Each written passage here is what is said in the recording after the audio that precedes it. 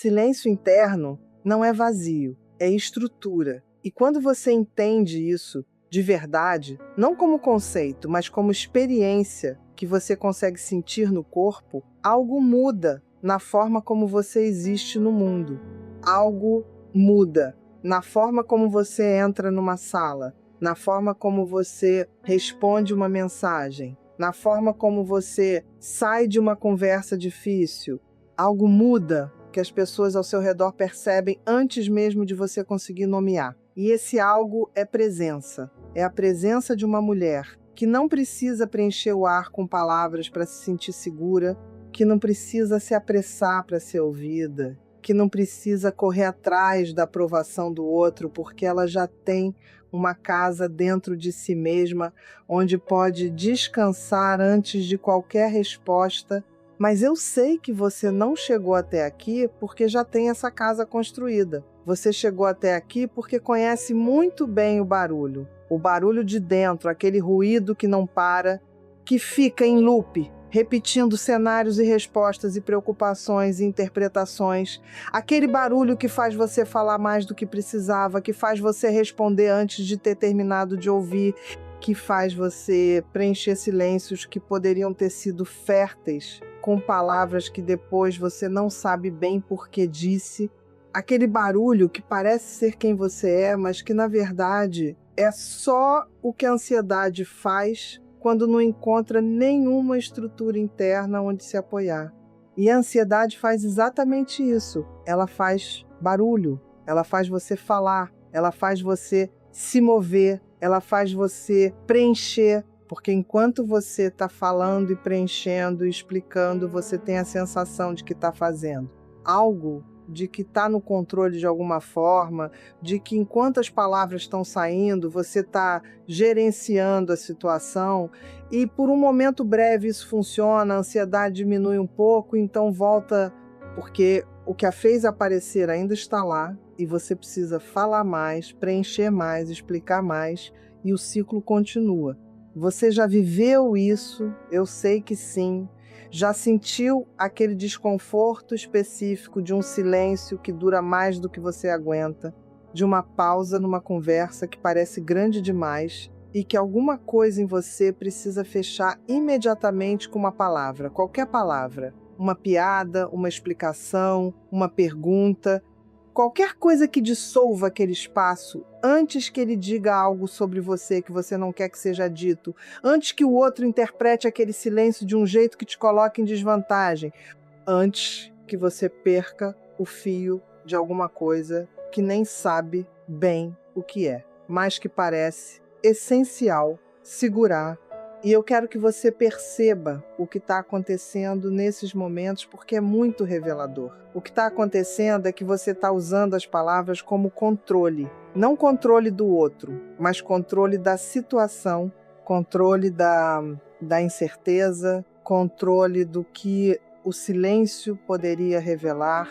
E esse controle, via palavras, é exaustivo, é um esforço constante de gestão do ambiente externo. Porque o ambiente interno ainda não tem estrutura suficiente para sustentar a incerteza sem entrar em colapso. E a estrutura interna que você precisa é exatamente o que o silêncio interno constrói. Não é um estado passivo, não é ausência de pensamento, não é ficar em branco, é uma presença ativa dentro de você mesma, que não precisa de confirmação constante do exterior para continuar existindo com firmeza, é a capacidade de entrar num silêncio e não se perder nele, de deixar uma pausa existir sem precisar salvá-la, de estar numa conversa difícil sem precisar falar o tempo todo para se sentir segura.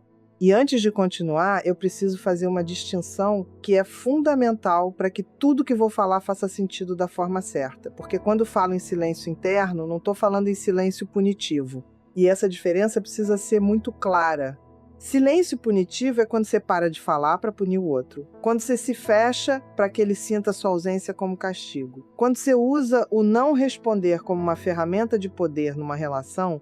Quando o silêncio é uma arma que você usa para criar ansiedade no outro, para fazer ele correr atrás, para demonstrar que você pode retirar a sua presença e que isso vai doer, e isso não é o que estou propondo. Isso não é fortalecimento emocional. Isso é jogo. E jogos não constroem vínculos, eles os corroem. E uma mulher emocionalmente firme não precisa de jogos porque ela tem clareza. E clareza não precisa de armas para se fazer presente. Silêncio interno é completamente diferente. Ele é acolhimento, é organização, é a capacidade de entrar dentro de si mesma antes de responder ao mundo, de criar um espaço entre o que você sente e o que você faz com o que sente, de habitar esse espaço sem ansiedade, de respirar ali, de ouvir o que esse espaço tem para te dizer antes de qualquer ação externa, é um ato de. E cuidado consigo mesma antes de ser qualquer coisa para o outro. E quando você tem esse silêncio como base, quando você treinou a capacidade de existir nele sem se dissolver, o que você fala quando decide falar tem um peso diferente, tem uma precisão diferente, tem uma presença diferente. Porque não saiu da urgência de preencher, saiu da escolha de comunicar. E essa diferença é sentida pelo outro mesmo que ele não possa nomeá-la. É a diferença entre ouvir alguém que está falando para acalmar a própria ansiedade e ouvir alguém que está falando porque tem algo real a dizer. Deixa eu te contar sobre a Fernanda, não como personagem distante, mas como uma mulher que você provavelmente reconhece em algum nível, talvez na forma como ela entrava numa reunião de trabalho, que era sempre um pouco antes de todos, que se sentava e logo começava a falar, a preencher o espaço antes que ele pudesse ser preenchido por outros, que fazia perguntas não porque precisava das respostas, mas porque enquanto ela estava fazendo perguntas, ela estava no controle, estava estabelecendo presença, estava garantindo que ninguém pudesse esquecer que ela estava ali. E ela saía dessas reuniões cansada, de um jeito específico. Não o cansaço de ter trabalhado muito, mas o cansaço de ter gerenciado muito, de ter monitorado o tempo todo quem estava prestando atenção nela, quem estava se desinteressando quando precisava falar mais para reconquistar a atenção, quando precisava mudar de tom para ser levada mais a sério. E todo esse gerenciamento acontecia em paralelo à reunião real, ocupando uma energia enorme que ela precisaria para pensar com clareza sobre os assuntos que importavam. E então um dia a Fernanda estava numa reunião importante e ela estava muito ativada e muito ansiosa e ela tomou uma decisão que parecia estranha. Ela decidiu ficar quieta, não por estratégia, não para criar efeito, mas porque ela estava exausta demais para gerenciar. E ela ficou ali respirando, ouvindo. E quando chegou o momento em que ela tinha algo concreto e necessário a dizer, ela disse com poucas palavras, com calma. E quando ela terminou, houve um silêncio curto na sala. E então alguém disse, isso faz muito sentido. E a conversa seguiu. E o que a Fernanda sentiu depois daquela reunião era diferente de qualquer coisa que ela tinha sentido depois de uma reunião antes. Ela se sentiu inteira, ela se sentiu presente, ela se sentiu como se o que ela disse tivesse chegado de verdade ao invés de ter sido só mais ruído no ar. E ela percebeu que todo aquele esforço de preencher espaços não estava construindo presença, estava diluindo, porque quando tudo tem o mesmo peso, nada tem peso nenhum, e quando você fala muito o que você diz de importante, fica afogado no que você disse por ansiedade. E essa percepção foi o início de algo para ela, não foi transformação imediata, não foi um clique mágico, foi um dado, foi uma experiência concreta que ela teve no corpo de que o silêncio não a havia destruído, de que a pausa não a havia apagado, de que falar menos e com mais intenção a havia deixado mais presente e não menos. E isso foi o começo. Agora quero que a gente vá mais fundo para entender por que a mente faz tanto barulho, por que essa necessidade de preencher é tão forte, porque entender a origem é o que permite trabalhar a raiz ao invés de ficar tentando só controlar o sintoma. A mente faz barulho por medo. E esse medo tem formas muito concretas. Tem o medo de não ser suficiente, que aparece como necessidade de provar constantemente o seu valor com palavras e ações e presença visível. Tem o medo de ser mal interpretada, que aparece como necessidade de explicar e contextualizar e antecipar interpretações equivocadas antes que elas aconteçam. Tem o medo de perder o controle da situação, que aparece como necessidade de gerenciar o que o outro está sentindo, ou pensando, ou fazendo, e tem o medo mais fundamental de todos, que é o medo do que o silêncio poderia revelar sobre você ou sobre o vínculo. Porque o silêncio é honesto, e às vezes a honestidade é assustadora. O silêncio revela o que está acontecendo de verdade, e quando você não confia que o que está acontecendo de verdade é seguro, quando você tem dúvidas sobre se você é amada, sobre se você é respeitada, sobre se você pertence, o silêncio parece perigoso porque nele você poderia ver com clareza o que prefere não ver com clareza. E então você fala, e preenchendo o silêncio com palavras, você adia a visão, você mantém a incerteza nublada, você continua sem saber ao certo, mas também sem ter que encarar a possibilidade de que o que você não sabe te doeria se você soubesse. Esse mecanismo é humano, não é fraqueza. É uma estratégia de sobrevivência emocional que foi desenvolvida em algum momento da sua história em que o silêncio era de fato perigoso ou doloroso, em que a ausência de resposta significava rejeição ou abandono ou invisibilidade, em que você aprendeu que preencher era mais seguro do que esperar, que se movimentar era mais seguro do que parar. Mas você cresceu e o contexto mudou. E mesmo que o mecanismo ainda esteja operando como se o perigo fosse o mesmo de antes, ele não é. E uma das coisas mais libertadoras que você pode fazer por si mesma é começar a testar essa crença em situações controladas, começar a praticar o silêncio em doses pequenas e perceber que você sobrevive, que o silêncio não te apaga, que a pausa não significa rejeição, que o não responder imediatamente não destrói os vínculos, e ir construindo evidência no seu próprio corpo de que o silêncio é seguro, de que ele é, na verdade, um dos lugares mais poderosos onde você pode existir. Quem é firme não se apressa. E essa frase também parece simples, mas é profunda quando você a vive na prática, porque a pressa é sempre uma resposta ao medo.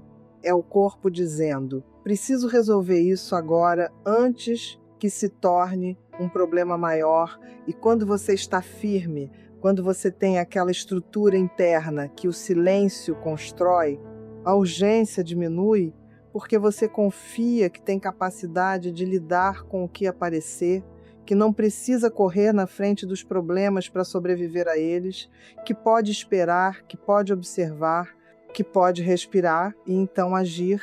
E existe uma qualidade muito específica na firmeza que vem do silêncio interno, que é diferente de qualquer outra forma de firmeza. Ela não é dura, ela não é rígida, ela não é aquela firmeza que vem do se fazer grande para parecer inabalável. Ela é suave por fora e sólida por dentro, como uma árvore com raízes profundas que se move no vento sem cair, como um centro de gravidade que não depende do que está ao redor para continuar sendo centro.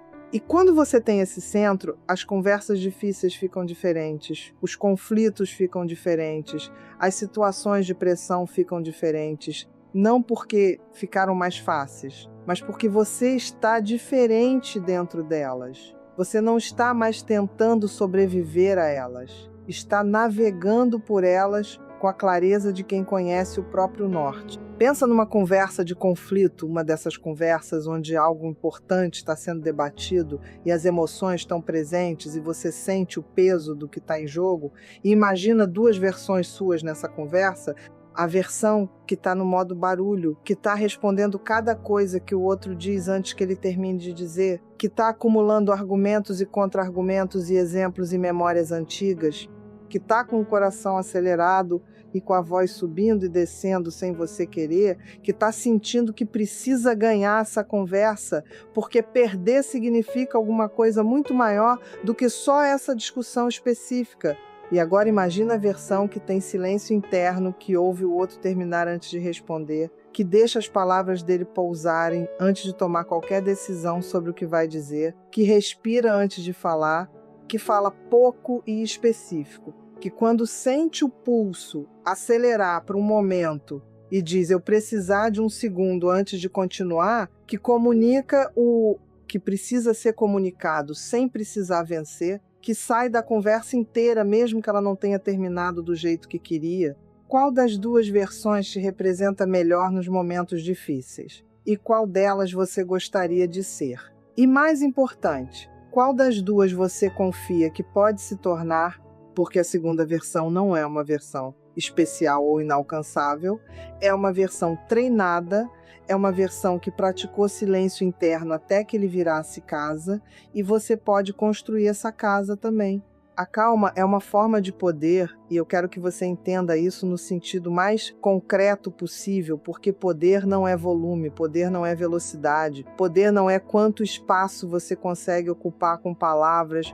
Poder é impacto, é a capacidade de fazer o que você diz chegar de verdade, de ser ouvida de uma forma que move algo no outro. E isso acontece muito mais quando você fala do centro do que quando você fala da ansiedade. Pensa numa voz que você já ouviu na sua vida, de uma mulher que quando falava à sala prestava atenção, não porque ela falava mais alto, não porque ela interrompia, mas porque, quando ela abria a boca, havia algo naquele momento que dizia que o que estava por vir valia a atenção. Havia uma presença nela que antecedia as palavras. E essa presença era construída exatamente pelo que estamos falando, por uma relação com o silêncio que não era de medo, mas de familiaridade, de conforto, de autoridade. Porque quando você está em paz com o silêncio, quando você não precisa preenchê-lo para se sentir segura, as suas palavras ganham peso diferente. Elas ganham a raridade das coisas que foram escolhidas e raridade tem valor, e valor gera atenção. E isso não é manipulação, não é estratégia, não é performance de mistério, é a consequência natural de uma mulher que parou de usar palavras como remédio para a ansiedade e começou a usá-las como instrumento de comunicação real. Agora quero te ensinar como construir esse silêncio interno de forma prática, não como teoria, mas como treino. Porque o silêncio interno é uma habilidade, e habilidades se constroem com prática repetida.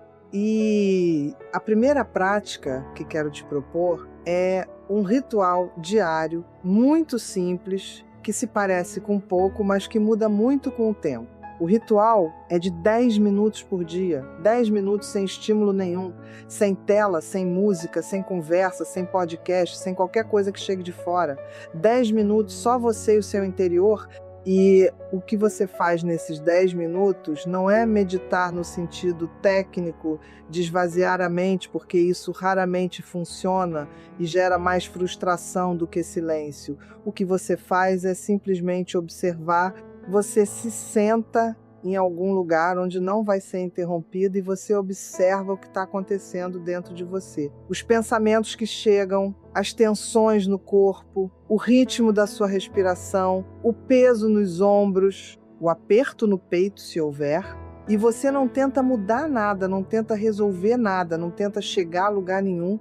Você só observa como se fosse uma testemunha curiosa da sua própria experiência interna.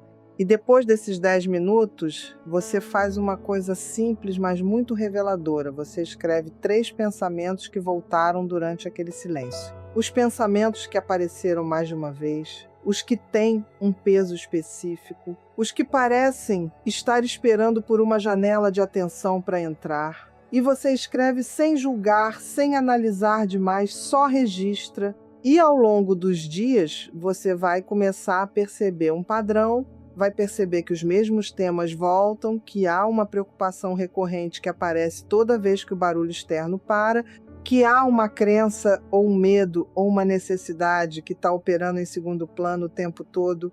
E quando você vê esse padrão, você tem informação, você tem algo concreto para trabalhar.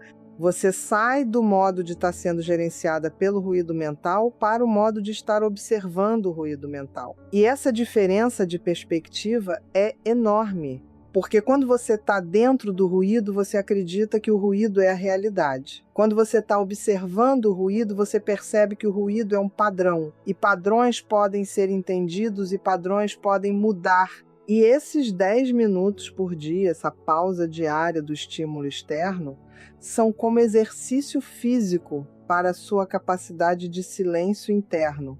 São como treino, e com o tempo o músculo fica mais forte e o que era desconfortável no começo vai se tornando familiar, e o que era familiar vai se tornando confortável, e o que era confortável vai se tornando necessário, porque você vai sentindo no corpo a diferença dos dias em que você fez o ritual e dos dias em que você não fez. Vai sentindo que nos dias em que fez você tem mais centro, mais clareza, mais capacidade de responder ao invés de reagir. E esse responder ao invés de reagir é o coração de tudo que estamos construindo aqui. Vou te contar de outra cena, uma cena cotidiana que você provavelmente reconhece de muitos lugares diferentes da sua vida. A cena de uma mensagem que chega num momento de ativação, de uma notícia que te pega de surpresa, de uma pergunta que você não esperava, e aquela urgência imediata de responder agora, de colocar as suas palavras no mundo antes de ter processado o que está sentindo, de fechar aquela janela de incerteza o mais rápido possível, porque incerteza é desconforto, e o sistema nervoso não gosta de desconforto. Antes, a versão de você que ainda não tinha treinado o silêncio interno, essa versão respondia imediatamente, e a resposta chegava carregada de tudo o que estava sentindo naquele segundo. E às vezes o que saía era preciso e necessário, mas muitas vezes o que saía era reativo, era defensivo, era mais sobre fechar o desconforto do que sobre comunicar o que precisava ser comunicado, e depois ficava aquela sensação de que poderia ter dito melhor, de que a resposta não representava bem o que você sentia de verdade, de que a rapidez custou alguma coisa. E agora imagina uma versão diferente, a versão treinada. A versão que, quando a mensagem chega ativada, olha para aquela urgência e reconhece ela, nomeia ela, diz para si mesma: estou sentindo urgência de responder, e isso é sinal de que estou ativada. E então ela coloca o celular para baixo ou fecha a janela e vai fazer qualquer outra coisa por alguns minutos. Vai respirar, vai beber água, vai ficar em pé e sentir o chão embaixo dos pés.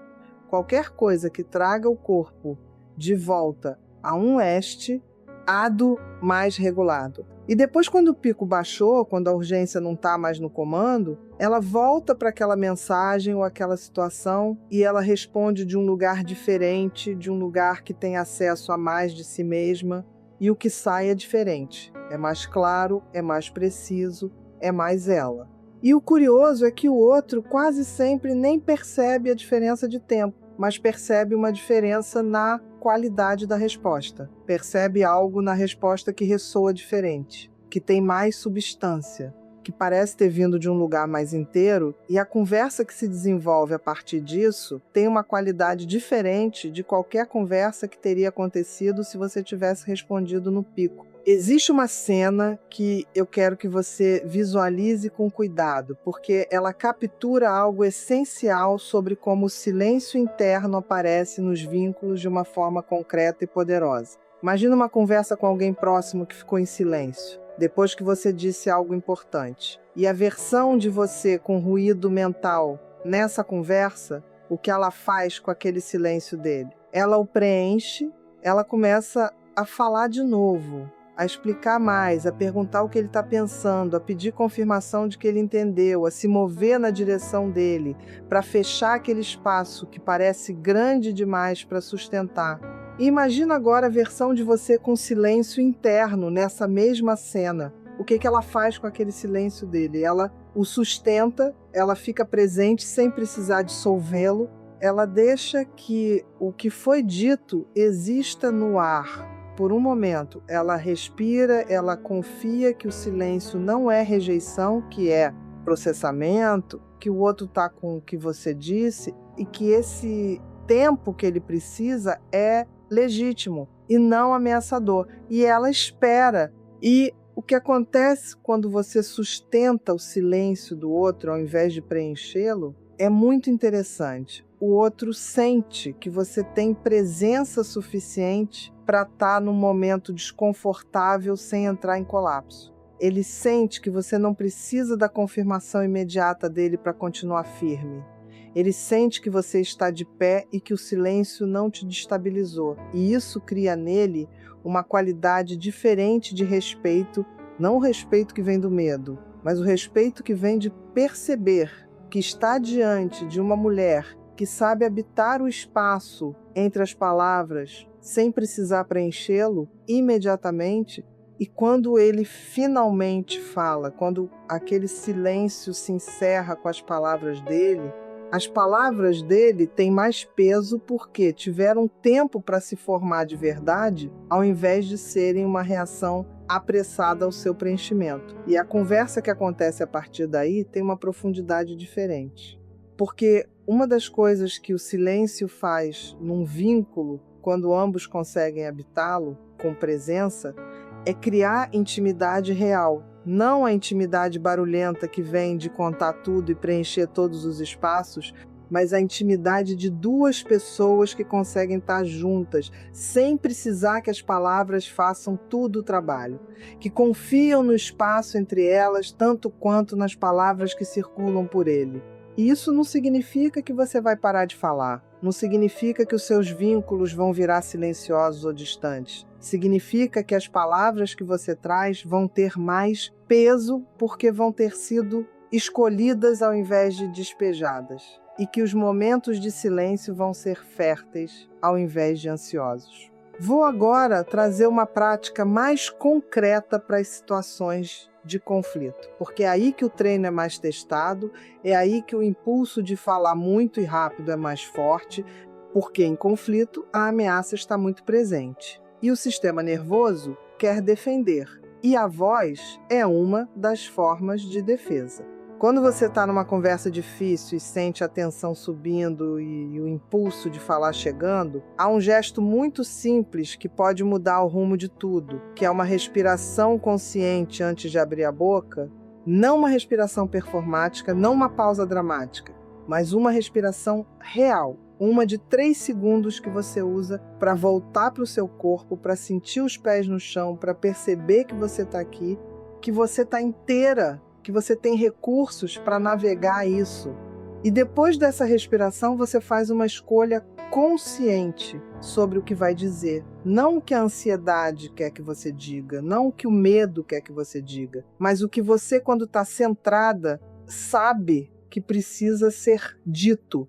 E muitas vezes, depois dessa respiração, você percebe que o que estava prestes a sair não era o mais importante, que havia algo mais preciso por baixo, algo que a urgência estava cobrindo e que esse algo mais preciso é o que vai realmente mover a conversa, é o que vai fazer a diferença real. E falar pouco e específico num conflito tem um efeito muito concreto que é difícil de acreditar antes de experimentar. É que o outro ouve melhor, porque quando você fala muito e rápido, e o conteúdo está misturado com a intensidade, o outro fica ocupado gerenciando o impacto do volume, da velocidade e às vezes do tom, e o conteúdo real se perde. Mas quando você fala pouco e com presença, o conteúdo que você traz tem espaço para ser recebido, tem espaço para pousar, tem espaço para ser processado, e isso aumenta muito as chances de que a conversa chegue onde precisava chegar.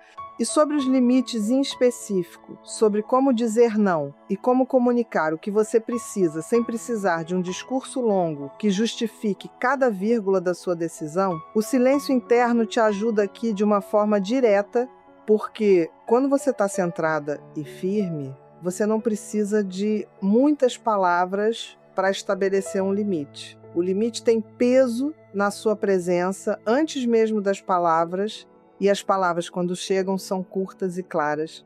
e não precisam de aprovação para existir. Você pode dizer: não consigo assumir isso agora e parar. Você pode dizer: preciso de espaço para pensar e parar. Você pode dizer: isso não funciona para mim e parar. E o parar depois da frase é parte da firmeza, é deixar a frase existir sem suporte imediato, sem justificativa que a ampare, sem explicação que a torne mais palatável. E essa pausa depois do limite é o silêncio interno em ação, é você confiando que o que você disse é suficiente. E é suficiente. E com o tempo e a prática você vai sentindo isso no corpo, vai sentindo que você disse o que precisava ser dito e que ficou com o que disse e que o mundo não desmoronou, que o vínculo não se desfez, que você continua inteira, e esse dado acumulado é o que vai construindo cada vez mais a confiança no seu próprio silêncio. Eu sei que tem uma versão específica de você que vai me ouvir dizer tudo isso e vai se perguntar: mas e se eu ficar quieta e o outro achar que não me importo? E quero endereçar isso com cuidado, porque é uma preocupação legítima, porque existe de fato a possibilidade de que o silêncio seja interpretado de formas que você não pretendia, de que a sua pausa seja lida como indiferença por alguém que não conhece essa sua forma de estar. E o que eu tenho a dizer sobre isso é que, primeiro, a maioria das vezes, o silêncio não é interpretado como indiferença quando há uma presença real por trás dele. Quando seus olhos estão atentos e o seu corpo está presente e a sua qualidade de escuta é visível, porque presença não é volume, presença é atenção. E quando você está silenciosa, mas presente, o outro sente que está sendo ouvido mesmo sem as palavras constantes. E segundo, quando há mal-entendido e quando alguém te disser: você ficou quieta e eu não soube o que estava pensando, você pode dizer: eu estava processando. Eu gosto de ouvir bem antes de responder, e isso não é desculpa, é verdade. É quem você está se tornando. E essa clareza sobre o seu jeito de estar na conversa é um presente que você dá às pessoas que você ama, porque ela tira a ambiguidade e deixa o espaço de vocês mais honesto. E terceiro, há pessoas que vão se sentir desconfortáveis com a sua calma, que vão tentar te ativar, que vão interpretar a sua firmeza serena como frieza ou como falta de investimento. E nesses casos, a firmeza inclui com unicar, com clareza e poucas palavras que você está presente e que o silêncio não é punição, que você simplesmente está sendo quem você é. E se depois dessa clareza o outro ainda insistir em interpretar a sua presença como ausência, isso diz algo sobre o vínculo que vale a pena observar com honestidade. Porque um vínculo que precisa do seu barulho constante para acreditar que você se importa é um vínculo que está pedindo de você mais do que é saudável dar. E quando você para de dar esse barulho por escolha e não por abandono, e o vínculo não consegue sobreviver a essa mudança. Esse é um dado importante sobre a qualidade desse vínculo. Um dado que você não teria conseguido ver enquanto estava ocupada preenchendo todos os espaços. Agora quero te propor o desafio de 7 dias. E quero apresentar ele como parte natural do que estamos construindo, e não como tarefa externa, porque é uma extensão direta de tudo que conversamos. Durante 7 dias, você vai praticar responder depois. Toda vez que uma mensagem chegar ativada, toda vez que um conflito pedir resposta imediata, toda vez que uma decisão te pressionar para agir agora, você vai praticar. O intervalo, você vai praticar. A pausa, você vai esperar o corpo baixar antes de qualquer comunicação.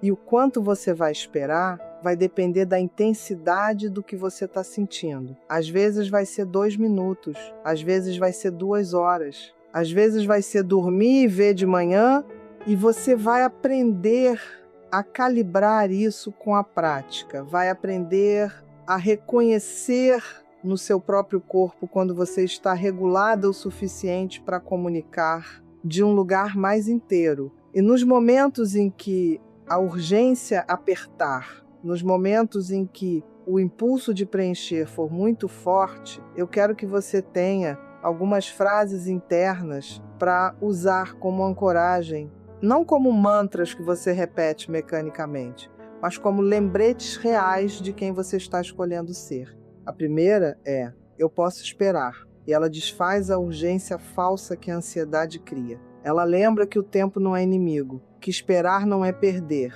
que você vai ter oportunidade de comunicar o que precisa ser comunicado quando você estiver mais inteira. A segunda é: eu não preciso preencher o vazio, e ela endereça diretamente o impulso de colocar palavras onde há silêncio. Ela lembra que o vazio não é ameaça, que a pausa não é ausência, que você pode estar presente sem precisar ser barulhenta. A terceira é: eu volto para o meu centro, e essa é uma frase física ao mesmo tempo que é emocional. Quando você a diz, traz atenção para dentro, traz atenção para o peito, para a respiração, para o peso dos seus pés no chão, para o momento presente como ele é, sem antecipação e sem interpretação.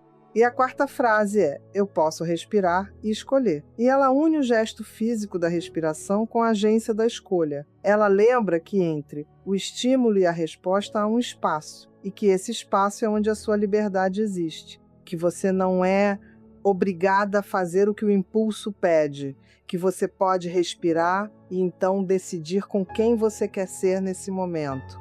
E ao longo dos 7 dias você vai perceber coisas que não esperava perceber. Vai perceber que muitas das respostas urgentes que você ria dado no impulso não precisavam ser tão urgentes, que o mundo sobreviveu ao intervalo, que as pessoas esperaram, que as situações tinham mais espaço do que pareciam ter na urgência, e vai perceber que as respostas que você deu depois do intervalo eram melhores, eram mais você, eram mais eficientes em mover o que precisava ser movido.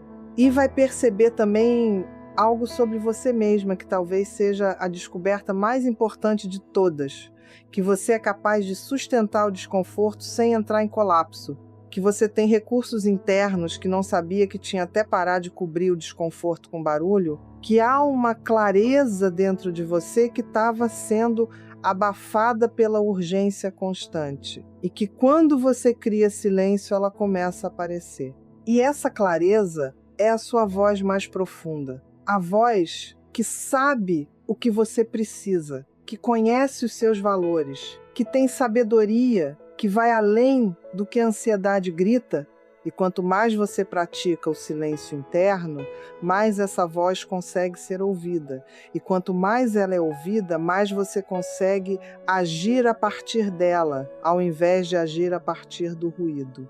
Existe um ponto que eu quero tocar, porque ele aparece como sombra em tudo que falamos, que é a relação entre silêncio interno e solidão. Porque às vezes, quando você começa a praticar esse recolhimento, esse voltar para dentro, pode aparecer uma sensação de isolamento, como se cuidar de si mesma de dentro para fora significasse se afastar do mundo. E eu quero deixar claro que não é isso. O silêncio interno não te separa das pessoas. Ele melhora a qualidade da sua presença com elas.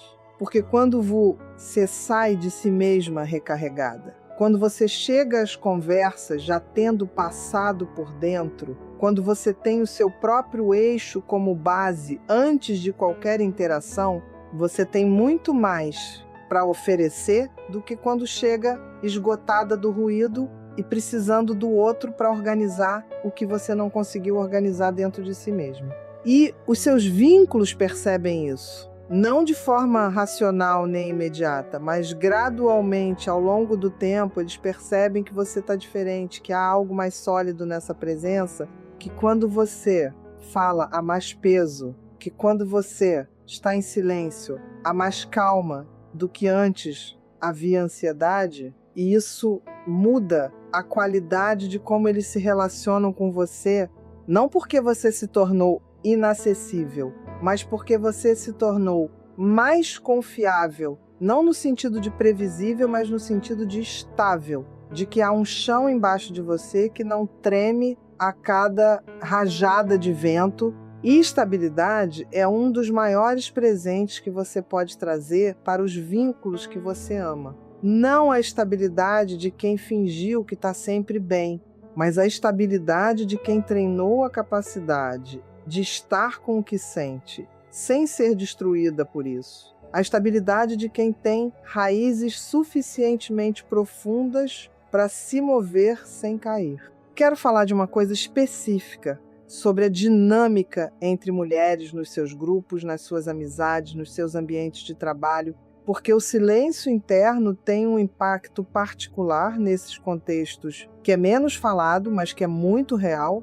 Quando você para de competir por atenção com o volume, quando você para de se apressar para inserir a sua fala antes que a outra pessoa termine a dela, quando você desenvolve a capacidade de ouvir de verdade, ao invés de ficar preparando o que vai dizer enquanto finge ouvir, algo muda na forma como as outras mulheres se relacionam com você. Elas sentem que quando estão com você são realmente ouvidas, e ser de verdade ouvida é uma das experiências mais raras e mais valiosas que existe, e as pessoas buscam quem as faz sentir assim. E você se torna essa pessoa não por técnica, mas por genuína capacidade de estar presente. E essa presença nasce do silêncio interno, nasce de você ter ficado suficientemente quieta dentro de si mesma para ter espaço real para o outro. E isso não significa anular a sua voz. Nos grupos, não significa que você deixa de falar ou de compartilhar ou de contribuir. Significa que quando você fala, você traz algo que tem peso e intenção. Ao invés de falar por ocupar espaço, ou por ansiedade, ou por medo de ser esquecida se ficar quieta, porque a ironia é que as mulheres que tentam garantir sua presença falando muito frequentemente são menos lembradas do que as mulheres que falam pouco, mas falam com precisão, porque o que fica na memória não é o volume, é o impacto, e o impacto vem da escolha consciente ao invés do despejo ansioso. Vou agora integrar tudo o que conversamos numa imagem que quero te deixar. Uma imagem que você pode revisitar quando precisar de uma ancoragem para o que está construindo. Imagina uma mulher sentada num lugar tranquilo, e o que é importante nessa imagem não é que o lugar ao redor seja tranquilo, é que ela o é.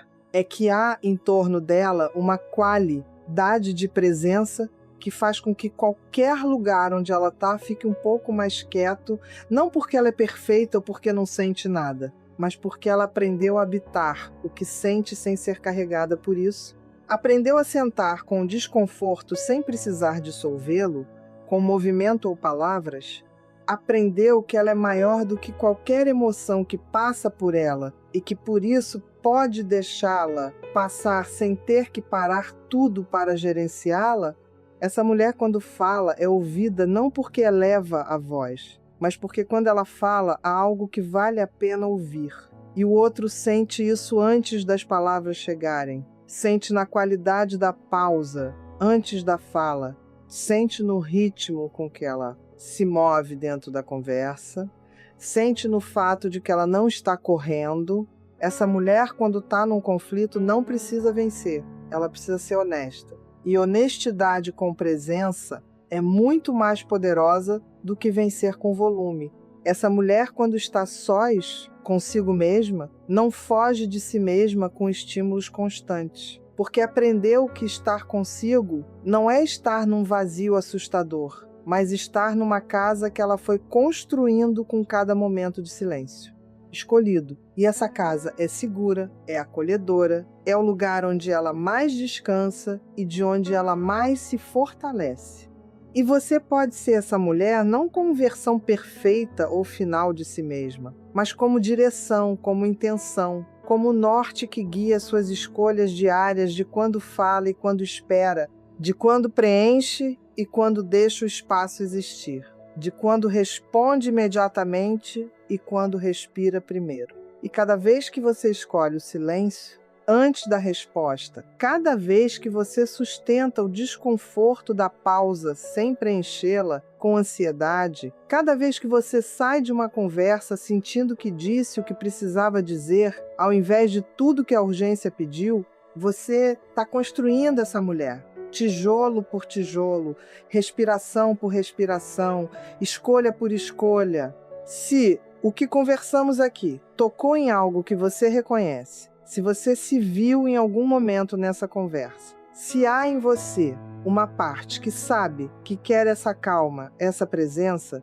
essa firmeza que não precisa de barulho para existir, então você já sabe que esse canal foi feito para você. Para mulheres que estão dispostas a ir fundo, que estão dispostas a olhar com honestidade para os seus padrões, que querem se fortalecer de dentro para fora de uma forma que se sente no corpo e nos vínculos e no dia a dia.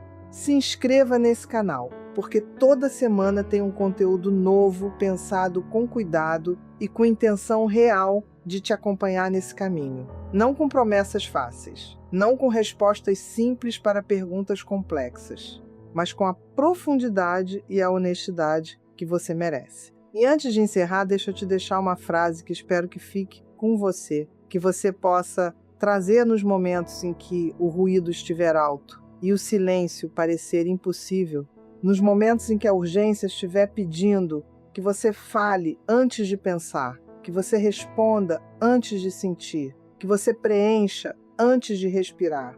Uma mulher que aprendeu a habitar o silêncio interno não ficou pequena, ela ficou inteira, e é de dentro dessa inteireza que ela fala. E é por isso que quando ela fala, o mundo para um momento para ouvir. Tem mulheres que só conseguem sentir que amam quando estão sofrendo. E essa frase pode parecer dura na primeira vez que você a lê, pode parecer que estou exagerando ou sendo cruel com alguém que está passando por algo muito real e muito doloroso, mas eu não estou sendo cruel, estou sendo precisa. E a precisão aqui importa, porque o que vou te falar hoje pode ser a primeira vez que alguém nomeia com clareza algo que você vive há anos sem conseguir entender por que continua se repetindo, por que você continua escolhendo pessoas que te deixam no meio, por que os relacionamentos que mais te ativam são os que mais te machucam, por que quando algo é tranquilo e seguro você sente que falta alguma coisa que não é amor de verdade, que não é intenso o suficiente, que não mexe com você do jeito que você acha que amor deveria mexer. E eu quero explorar isso com você hoje com muito cuidado, com muito respeito pela dor que esse padrão carrega e também com a firmeza de quem acredita que você merece mais do que continuar confundindo agonia com amor. Você já esteve naquele relacionamento, ou talvez esteja agora, ou talvez reconheça alguém próxima que está. Aquele relacionamento que tem uma qualidade específica que é diferente de tudo que você já viveu, que te deixa num estado de hipervigilância constante, que faz você ficar olhando para o celular esperando uma mensagem, que faz você analisar o tom de uma resposta por horas tentando entender o que ela significou, que faz você ter aquela sensação física no peito, aquele aperto que você interpreta como amor, porque é intenso demais para ser outra coisa, que faz você pensar nessa pessoa até quando não quer pensar, que faz você construir versões inteiras da conversa que vai ter quando você se encontrar, e versões de como ela vai ser boa, e versões de como ela vai ser difícil, e versões de como dessa vez vai ser diferente. E você chama isso de amor porque é a coisa mais intensa que você já sentiu. E intensidade parece ser o critério. Parece ser o sinal de que o sentimento é real e profundo e verdadeiro. E tudo que não tem essa intensidade parece raso e sem cor ao lado disso. Mas eu preciso te dizer uma coisa que pode mudar tudo, que pode ser desconfortável de ouvir, mas que é necessária. O que você está descrevendo não é necessariamente amor. O que você está descrevendo é ativação, é o seu sistema nervoso em estado de alerta constante. É a sua biologia respondendo à incerteza e à imprevisibilidade de uma forma que se parece muito com paixão, mas que tem uma origem completamente diferente da paixão saudável. E entender essa diferença não é diminuir o que você sente, é libertá-la do ciclo que a mantém presa. Existe um padrão que acontece em relacionamentos ambíguos, em relacionamentos com pessoas que são quentes e frias alternadamente, que estão presentes e depois somem, que te dão atenção intensa e depois se recolhem sem explicação, que dizem coisas que parecem profundas e depois agem como se aquelas palavras não tivessem sido ditas. E esse padrão faz algo muito específico com o seu sistema nervoso, que é importante compreender quando você não sabe o que esperar de alguém. Quando a prese, NSA dele é irregular e imprevisível. Quando às vezes é ótimo e às vezes é como se você não existisse. O seu sistema nervoso fica em alerta, fica monitorando constantemente. Fica tentando identificar padrões que possam prever o que vem a seguir. Fica num estado que os especialistas chamam de hipervigilância, mas que na vida cotidiana você simplesmente chama de pensando nele o tempo todo.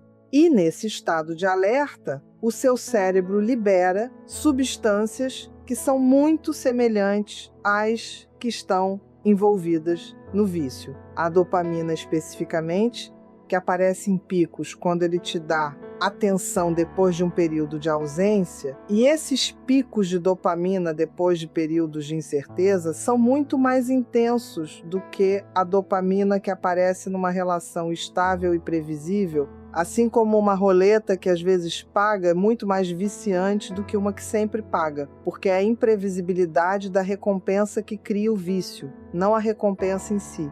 E o seu corpo aprende a buscar esses picos, aprende a antecipar a próxima vez em que ele vai estar presente e caloroso depois de um período de afastamento, aprende a associar a intensidade desse ciclo com o que amor deveria sentir. E aí qualquer coisa que não produza esse ciclo parece menos real, parece menos amor, parece que falta alguma coisa. E o que falta, de fato, é a ansiedade. O que falta é a incerteza. O que falta é o estado de alerta que você confundiu com profundidade de sentimento, quando na verdade é sofrimento disfarçado de paixão. E eu sei que isso dói de ouvir, porque significa revisitar com outros olhos algo que você sentiu com muita intensidade, algo que ainda pode estar sentindo, algo que era real para você mesmo, que a origem dele não fosse o que você pensava que era.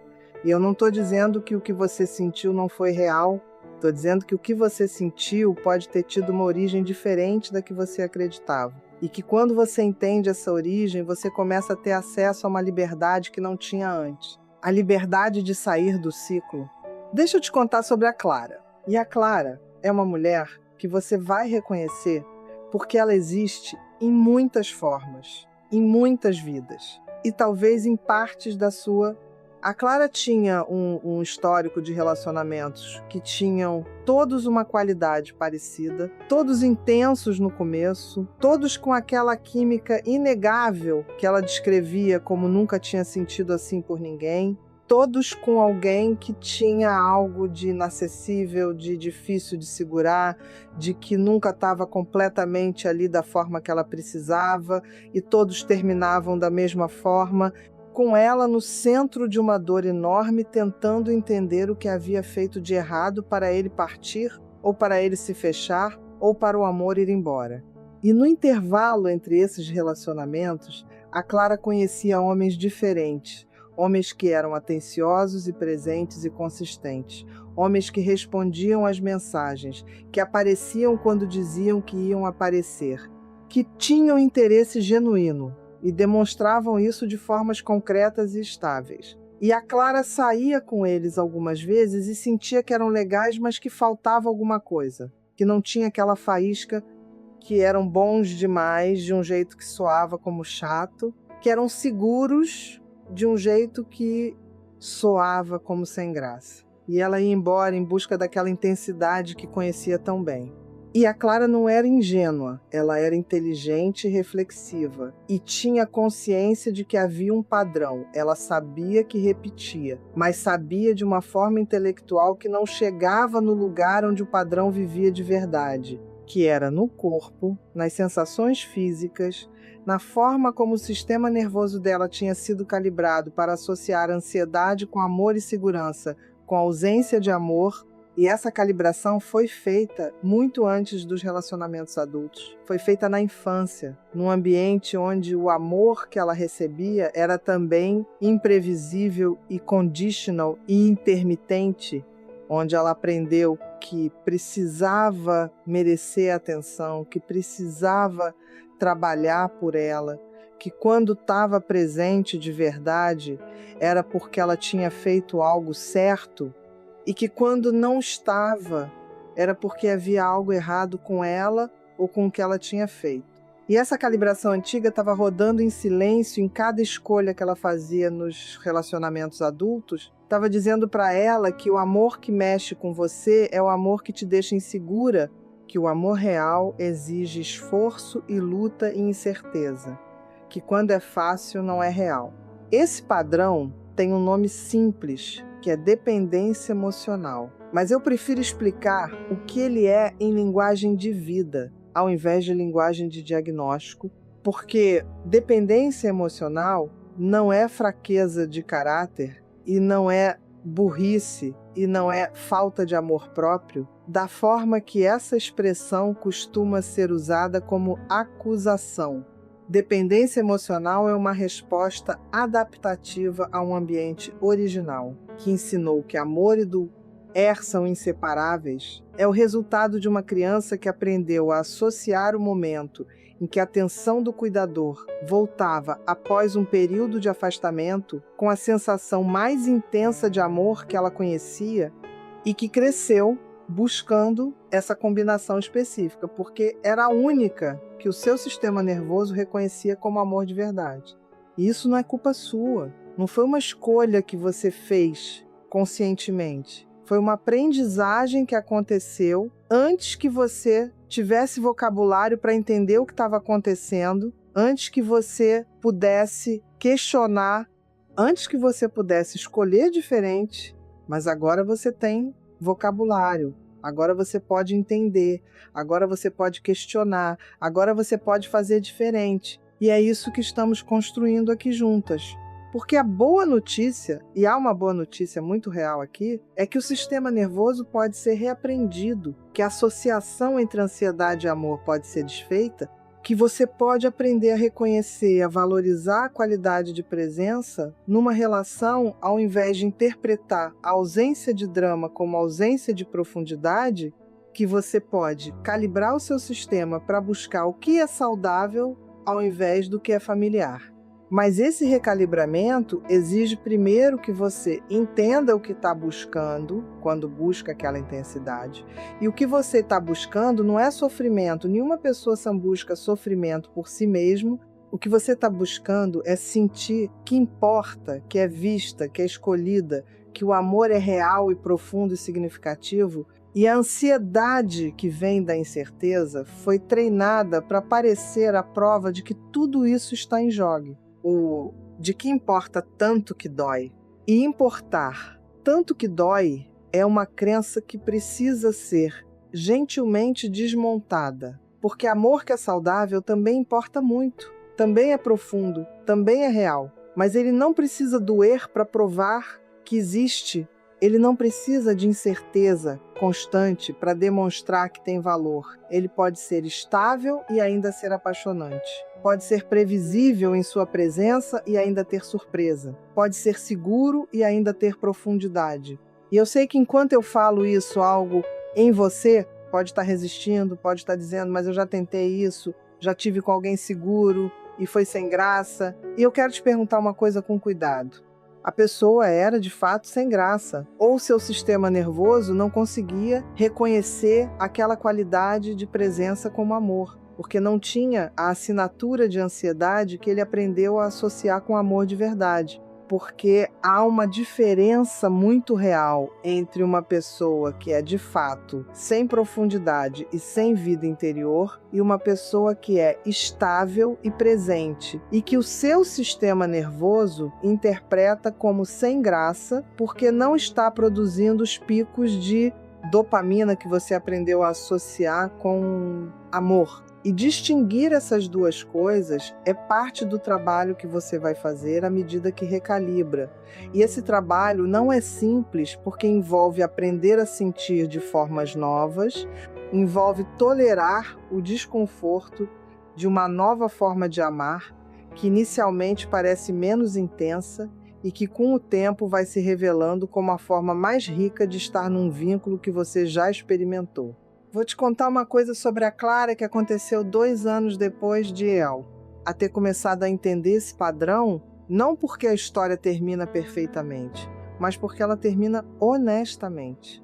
A Clara conheceu um homem que era diferente dos anteriores, não de uma forma dramática, mas de uma forma que ela foi aprendendo a perceber. Ele era consistente, ele aparecia quando dizia que ia aparecer.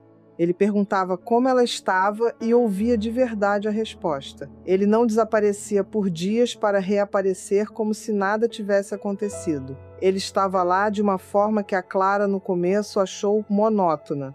E ela ficou com ele não porque sentiu aquela faísca imediata que conhecia, mas porque ela estava trabalhando o padrão e tinha feito um compromisso consigo mesma de ficar o tempo suficiente para aprender a reconhecer outras formas de sentir.